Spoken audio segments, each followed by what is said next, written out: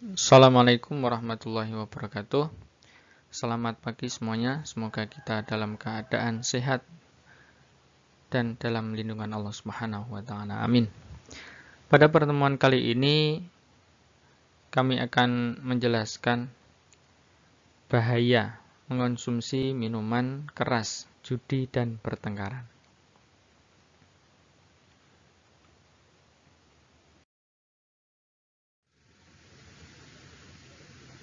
Maksud dari pertemuan ini,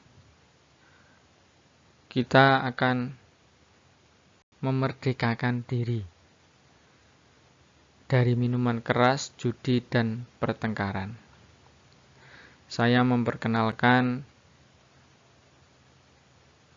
apa itu minuman keras, kemudian judi dan pertengkaran. Maksudnya bukan untuk agar kita menyenangi minuman keras, judi, dan pertengkaran, namun sebaliknya, kita bisa mengenal apa itu minuman keras, apa itu judi, dan apa itu pertengkaran, sehingga kita dapat menghindari kemungkinan-kemungkinan yang seharusnya memang kita jauhi. Yang pertama, minuman keras. Apa itu minuman keras? Minuman keras yang dimaksud di sini adalah minuman beralkohol, yaitu minuman yang mengandung etanol yang diproses dari bahan dan hasil pertanian yang mengandung karbohidrat. Caranya itu ada yang fermentasi dan juga destilasi. Destilasi ini adalah penguapan. Baik dengan cara memberikan perlakuan terlebih dahulu atau tidak, menambahkan bahan lain atau tidak, maupun yang diproses dengan mencampurkan etanol atau dengan cara pengenceran minuman yang mengandung etanol tersebut. Nah, itu yang dimaksud dengan minuman keras. Nah, apa dampak negatif yang dapat kita dapatkan apabila kita mengkonsumsi minuman keras? Yang pertama adalah terjadinya GMO atau gangguan mental organik. Ini dapat mengakibatkan perubahan perilaku seperti bertindak kasar, sehingga bermasalah dengan keluarga, masyarakat, kemudian karirnya. Kemudian ada yang terjadi perubahan fisiologis seperti matanya juling, naudzubillahi min dzalik, kemudian mukanya marah dan jalan sempoyongan. Kemudian perubahan psikologi seperti susah konsentrasi, bicara ngelantur, mudah tersinggung dan lain sebagainya. Kemudian yang kedua, dampak negatifnya adalah merusak daya ingat. Pada usia remaja, antara 17 sampai 19, otak manusia itu masih mengalami perkembangan pesat. Oleh karena itu, sayang sekali jika remaja sudah biasa dengan kecanduan minuman beralkohol karena akan menghambat perkembangan memori dan sel-sel otak. Kemudian dampak negatif yang ketiga adalah odema otak. Odema otak itu merupakan pembengkakan dan terbendungnya darah pada jaringan-jaringan otak, sehingga mengakibatkan gangguan koordinasi dalam otak secara normal. Kemudian yang keempat, sirosis hati. Nah, penyakit ini ditandai oleh pembentukan jaringan ikat disertai nodul atau pada hati karena infeksi akut dan virus hepatitis yang menyebabkan peradangan sel hati yang luas dan kematian sel. Kemudian dampak selanjutnya adalah gangguan jantung. Mengonsumsi minuman beralkohol ini apabila kecanduan bisa mengakibatkan gangguan jantung, di mana lama-kelamaan jantung tidak akan berfungsi dengan baik. Dan yang berikutnya adalah gastritis. Gastritis yaitu karena kecanduan minuman keras, di mana menyebabkan radang atau luka pada lambung. Kemudian yang berikutnya adalah paranoid. Paranoid itu gangguan kejiwaan karena kecanduan di mana seolah-olah merasa dipukuli sehingga perilakunya kasar terhadap orang-orang yang ada di sekitarnya, atau seperti ada bisikan-bisikan untuk melakukan sesuatu dan dia akan melakukan sesuatu di luar nalarnya. Nah, kemudian dampak negatif bagi lingkungannya apa? Yang pertama, merusak keamanan dan ketertiban masyarakat. Nah, sering kita mendengar berita tentang seseorang yang melakukan perbuatan kriminal dalam keadaan mabuk dan tidak sadar diri. Orang-orang yang mabuk, terutama yang berkelompok, sering membuat keributan dalam masyarakat, seperti memicu perkelahian dan tawuran antar warga. Perilaku ini sebenarnya dapat dihindari jika seseorang menjauhi minuman keras. Lebih parahnya lagi jika perilaku mabuk dapat menyerumuskan seseorang pada perbuatan zina. Na'udzubillahi min dzalik. Kemudian dampak yang berikutnya adalah merusak generasi bangsa. Alkohol hampir sama efeknya dengan obat-obat terlarang atau narkoba yang dapat menyebabkan kecanduan. Meskipun berbeda efeknya, perilaku mengonsumsi alkohol yang dilakukan generasi muda atau para remaja dapat merusak moral dan pikirannya. Hindari jauh-jauh minuman keras, terutama dari jangkauan anak-anak dan remaja. Sekarang kita mulai mengenal apa itu jenis-jenis minuman keras. Sebenarnya ada banyak minuman keras yang beredar di seluruh dunia, dan minuman ini dapat dibagi dalam 3 golongan. Saya istilahkan di sini golongan A.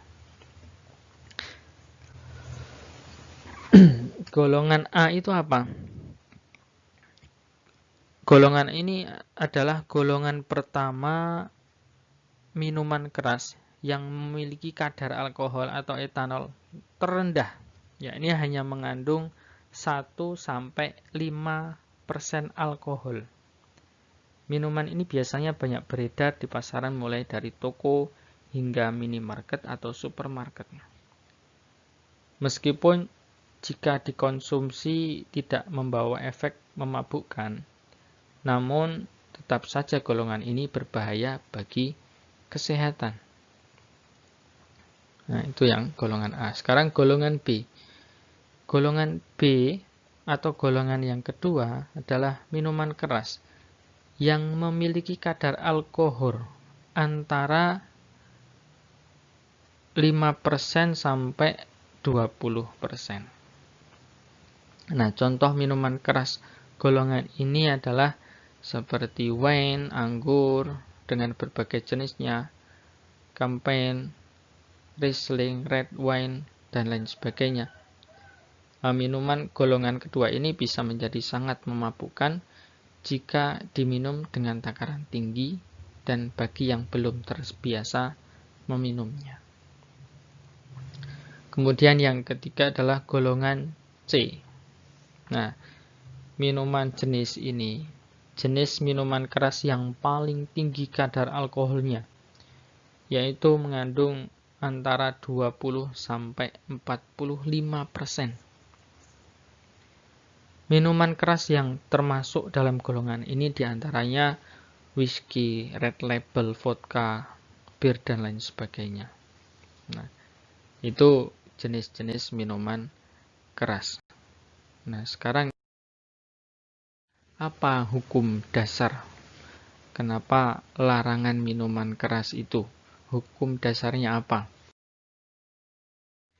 Yang pertama surat An-Nahl ayat 67.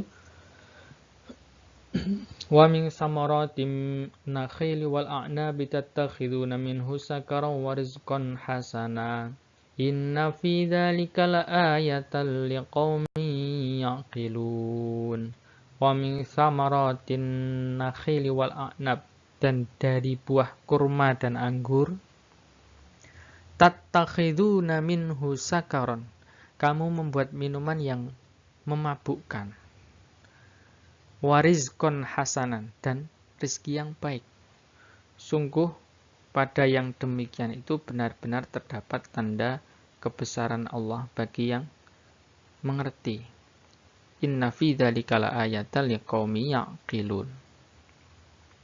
Nah, di sini dijelaskan bahwa di dalam buah kurma dan anggur itu memang ada kemanfaatan. Namun juga ada kemadorotan. Tergantung kita mengolahnya seperti apa. Kalau kita mengolah dengan baik, tentunya kesehatan untuk kita itu ada. Tapi kalau tidak baik, ya madorotnya lebih banyak. Kemudian yang berikutnya, hukum dasar larangan minuman keras adalah surat Al-Baqarah ayat 219. Bismillahirrahmanirrahim. Yas'alunaka 'anil khamri wal maisir. Qul fihima ismun kabirun wa manafi'u lin-nasi wa ismuhuma akbaru min naf'ihima. Yas'alunaka 'anil khamri wal maisir. Mereka bertanya kepadamu tentang khamr dan judi. Qul fihima ismun. Pada keduanya itu terdapat dosa yang besar, ismun kabirun. Wa manafi'u lin-nas, dan beberapa manfaat bagi manusia. Wa ismuhuma akbaru min naf'ihima, tetapi dosa keduanya itu lebih besar daripada manfaatnya. Nah, itu yang harus kita hati. Kemudian landasan yang berikutnya adalah surat An-Nisa ayat 43. Ya ayyuhalladzina amanu la taqrabus salata wa antum sukara hatta ta'lamu ma taquluna wa la junuban illa 'abiri sabilin hatta taghtasilu. Wa in kuntum marda aw ala safarin aw jaa ahadun minal ghaidi aw lamastumun nisaa falam tajidu ma'an fatayammamu sa'idan tayyiban famsahu biwujuhikum wa aydikum innallaha kana 'afuwan ghafura. Ya ayyuhalladzina amanu, wahai orang-orang yang beriman, la taqrabus shalah, janganlah kamu mendekati salat, wa antum sukara, ketika kamu dalam keadaan mabuk, hatta ta'lamu ma taqulun, sampai kamu sadar apa yang kamu ucapkan, wala junuban, dan jangan pula kamu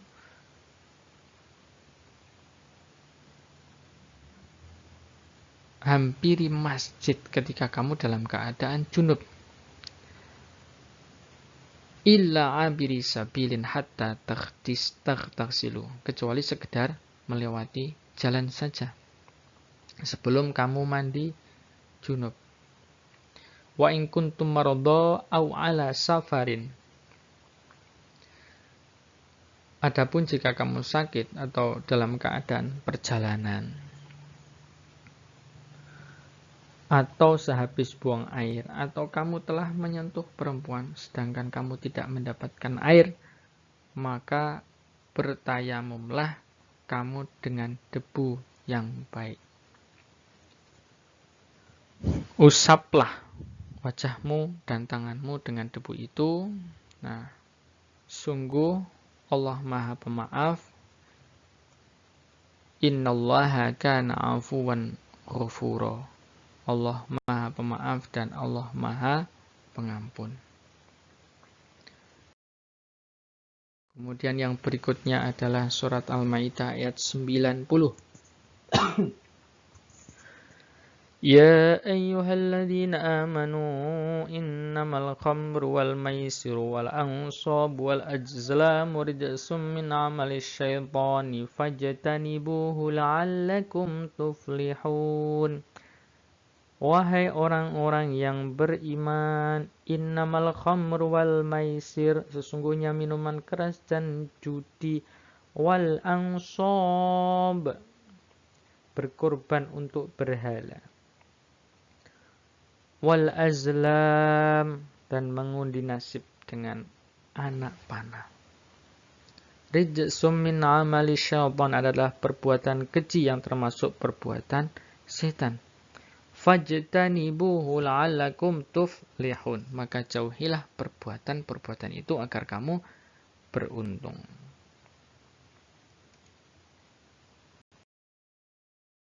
Ada hadis Rasulullah SAW mengatakan, la'anallahu al-khamra wa syaribaha wa saqiyaha wa ba'i'aha wa mubta'aha wa 'asiraha wa mu'tasiraha wa hamilaha wal mahmulata ilaih. Allah melaknat, mengutuk khamr, kemudian peminumnya, penyajinya, pedagangnya, pembelinya, pemeras bahannya, penahan atau penyimpannya, pembawanya dan penerimanya. Hadis riwayat Abu Dawud dan Ibnu Majah dari Ibnu Umar.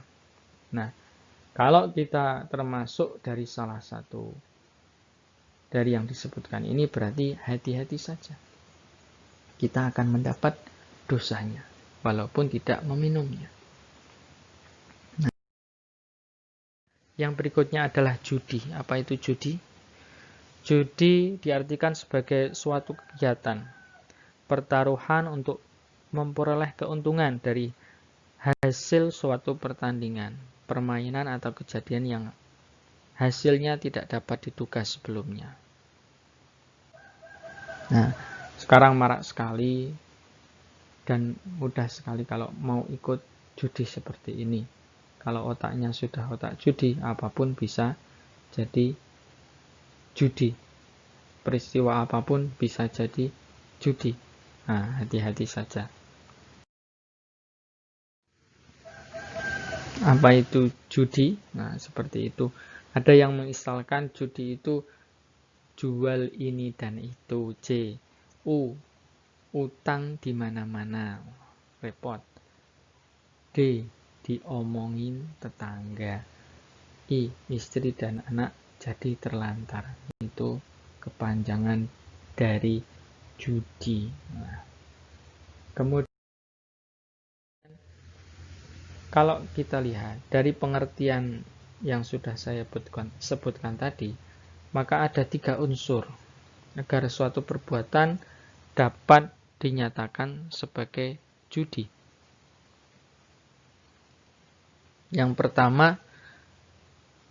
Unsur yang pertama, permainan atau perlombaan.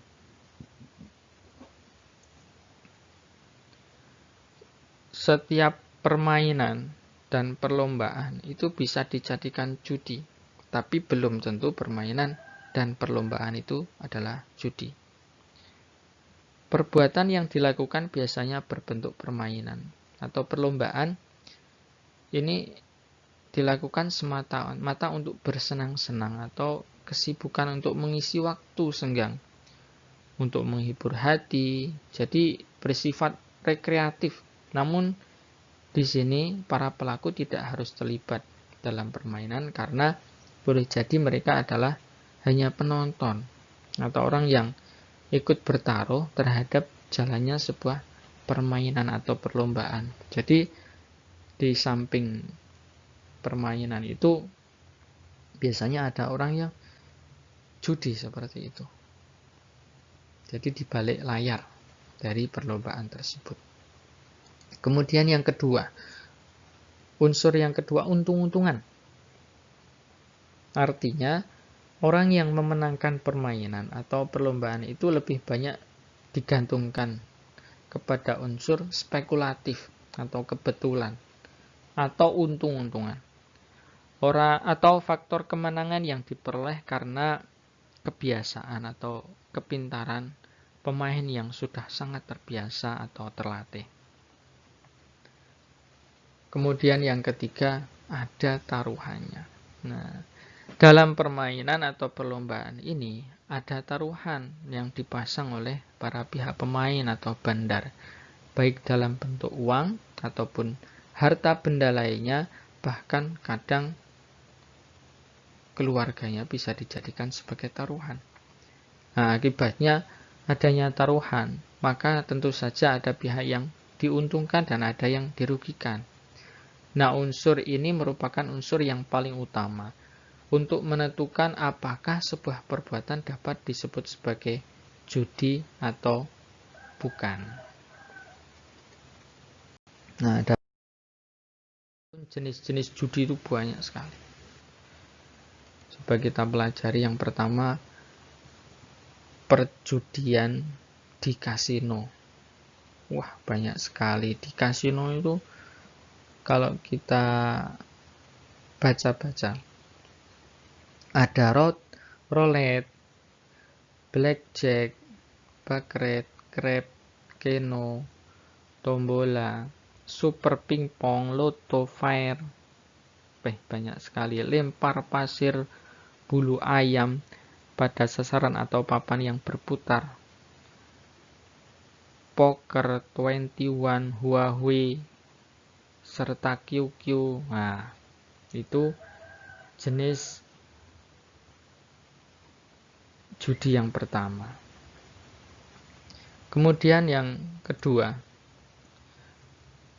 perjudian di tempat keramaian. Ini terdiri dari seperti lempar pasir, bulu ayam, lempar gelang, lempar uang, kim, pancingan, menembak sasaran yang tidak berputar, lempar bola, adu ayam, adu sapi, adu kerbau, adu domba atau kambing, pacu kuda, karapan sapi, pacu anjing, mahjong, macak, dan erek-erek. Nah, ini masuk yang kedua. Kemudian yang berikutnya, perjudian yang dikaitkan dengan kebiasaan. Biasaannya apa? Ada yang adu ayam, adu sapi, pacu kuda, karapan sapi. Nah, itu dikaitkan dengan kebiasaan. Nah, jika kita perhatikan perjudian yang berkembang di masyarakat, bisa dibedakan berdasarkan alat atau sarananya. Ada yang menggunakan hewan, kemudian kartu, ada yang pakai mesin ketangkasan, bola, video, internet, dan lain sebagainya. Jenis permainan olahraga. Nah, kemudian yang berikutnya, kita sering lihat, selain yang tersebut tadi, masih banyak perjudian yang berkembang di masyarakat, semisal adu doro. Nah, ini marak sekali, yaitu judi dengan mengadu burung merpati, di mana pemenangnya ditentukan oleh peserta yang merpatinya atau merpati yang dijagokan menjadi finish paling awal. Kemudian yang paling marak biasanya saat Piala Dunia, baik di kampung, kantor, dan kafe, baik tua muda sibuk bertaruh dengan menjagokan tim favoritnya masing-masing. Bahkan bermain catur pun kadang dijadikan judi, sehingga benar kata orang, kalau orang yang berotak judi, segala hal dapat dijadikan sarana berjudi. Nah, yang berikutnya adalah pada umumnya masyarakat Indonesia berjudi dengan menggunakan kartu, remi, domino, roulette, dan dadu. Namun yang paling marak adalah judi togel, toto gelap, yaitu dengan cara menebak 2 angka atau lebih. Bila tebakannya tepat, maka si pembeli mendapatkan hadiah beberapa ratus atau ribu kali lipat dari jumlah uang yang dipertaruhkan. Judi ini mirip dengan judi buntut yang berkembang pesat pada tahun 80 sebagai ekses dari SDSB atau Porkas. Dulu sangat terkenal sekali. Nah, dampak negatif perjudian yang pertama, menimbulkan masalah sosial.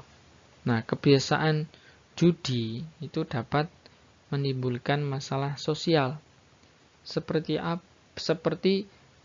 penyebab kemiskinan, perceraian, anak terlantar, putus sekolah, membudayakan kemalasan, juga bersifat kriminogen. Apa itu kriminogen?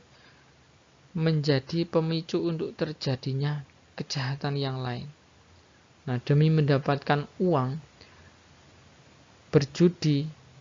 penjudi dapat merampok, mencuri, korupsi, membunuh, dan KDRT. Kekerasan dalam rumah tangga. Di sisi lain, bisnis juga merupakan penyebab dari bisnis kejahatan lain seperti prostitusi dan narkoba. Nah, hukum berjudi itu bagaimana menurut Islam? Dalam surat Al-Maidah ayat 90 seperti yang sudah kami bacakan tadi, ya ayyuhalladzina amanu innamal khamru wal maisir wal ansab wal azlamu rijsum min amali syaitan fajtanibuhu la'alakum tuflihun. Wahai orang-orang yang beriman, sesungguhnya minuman keras, berjudi, berkorban untuk berhala, dan mengundi nasib dengan anak panah adalah perbuatan keji dan termasuk perbuatan setan. Maka jauhilah perbuatan-perbuatan itu agar kamu menjadi orang yang beruntung. Nah, yang ketiga adalah pertengkaran.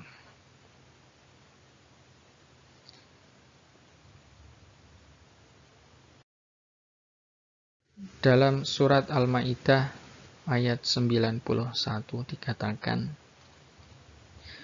innama yuridu syaitan ayyuki'a bainakumul adawata wal baghdha'a fil khamri wal maisir wa yasuddakum 'an dzikrillahi wa 'anis sholati fahal antum muntahun. Innama yuridu syaitan, dengan minuman keras dan judi itu setan hanyalah bermaksud menimbulkan permusuhan.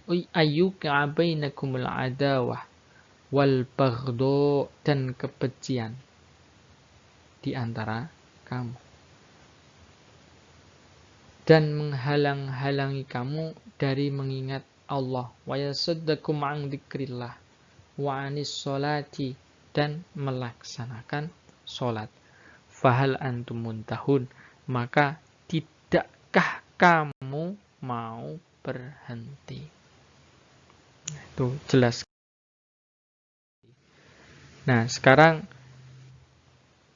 dalam ayat yang sudah saya bacakan tadi, Allah menyebutkan ada 4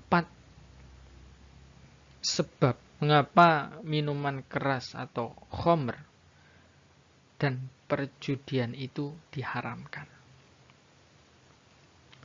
Yang pertama, khamr adalah sesuatu yang kotor dan buruk, sehingga tidak mungkin disandangkan sifat baik karena mengandung unsur negatif yang jelas. Khamr misalnya dapat merusak akal. Begitu pula judi yang mengandung unsur negatif, yaitu menghabiskan harta. Kedua-duanya mengandung perusak mental. Nah, setanlah membuat minuman keras dan judi itu tampak baik, menarik, dan indah. Kemudian yang kedua, menyebarkan permusuhan dan saling dengki. Perjudian seringkali berakhir dengan perkelahian.